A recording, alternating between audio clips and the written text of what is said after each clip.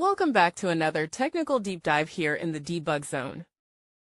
Today we're tackling a big question and breaking it down with insights from other users. Hopefully this clears up some misconceptions and helps you get the answer you need. So buckle up, stay a little curious, and let's jump right in.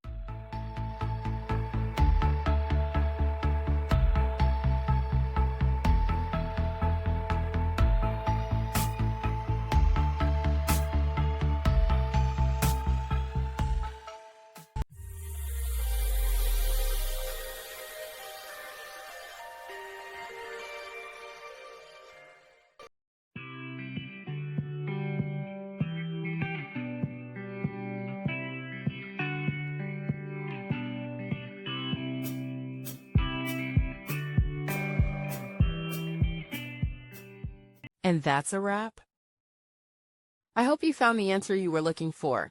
If you did, take a second to hit that subscribe button. It really helps out. And let me know in the comments which solution worked best for you. See you next time in the debug zone.